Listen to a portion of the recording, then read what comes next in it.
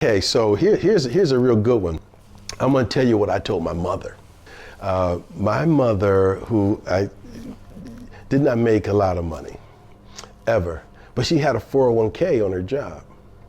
So one day, her son, her bright-eyed son says, "Ma, tell me, let me help you with your investments." And she looks at me like, "Seriously?" I said, "Yeah."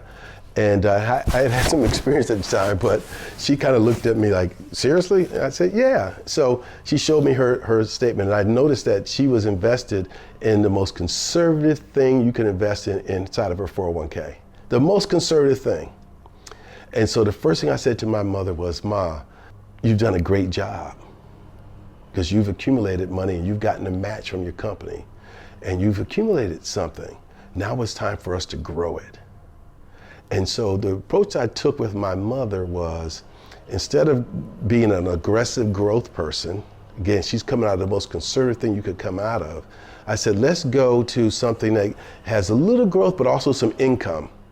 And that would be an income growth fund, right? So that's companies that pay dividends, because all companies don't, and the dividend increases your return. And so we started investing. And I made some adjustments to her portfolio, and this was fun. So on her first statement, one of the first statements she got back, she called me up. She said, "Tony, my statement was up like $5,000.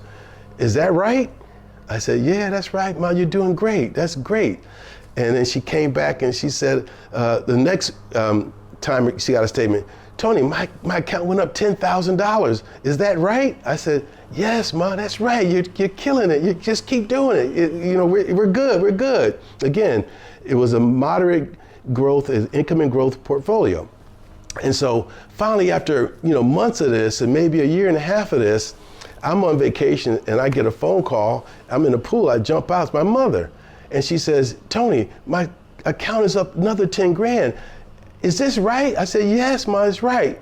And then she says, "Can I lose my money?"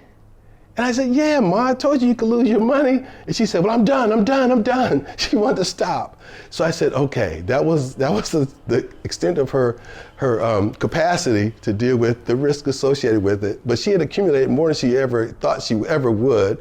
And so we stopped there, moved the money back into the most conservative option as possible, which was still paying maybe 5-6% at the time.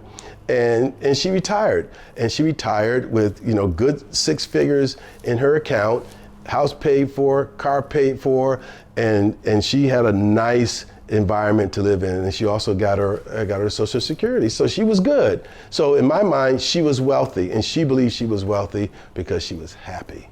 And again, we're going to talk about wealth and what wealth really is, because wealth is happiness. It's not how much money you got. It's how happy you are.